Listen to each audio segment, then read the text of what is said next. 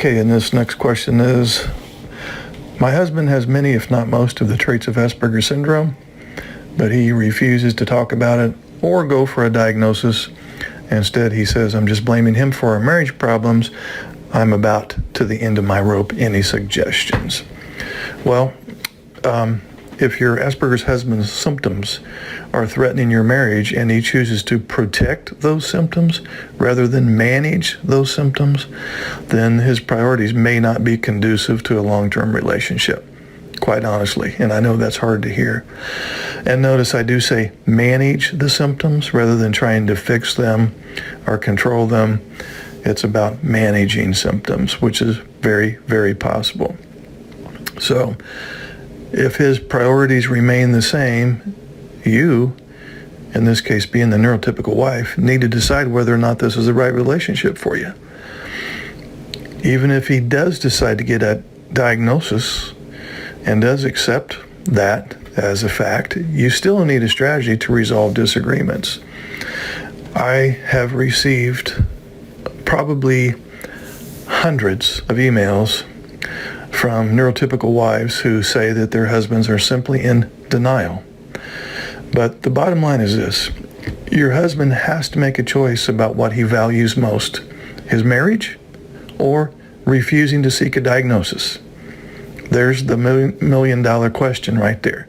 What does he value most, his marriage or refusing to seek a diagnosis?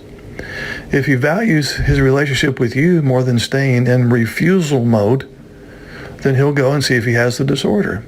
If he values staying in refusal mode more than his marriage, then quite honestly, you'll need to do some serious soul searching to decide whether you're going to stay in this relationship or not.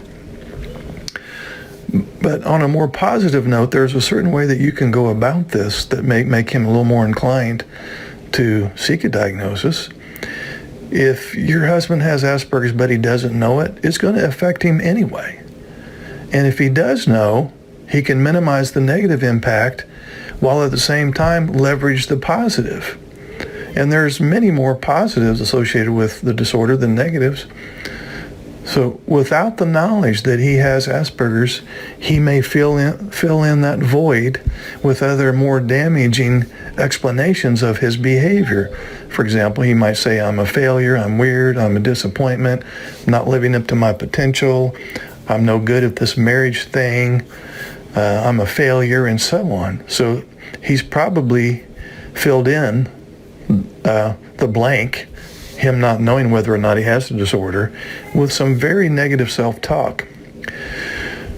So as you try to talk with your husband about this, you'll want to be sure to discuss his strengths rather than focusing on the weaknesses or the challenges or the deficits that you have witnessed. And all adults with Asperger's have significant areas of strength. In fact, I'll go one better than that.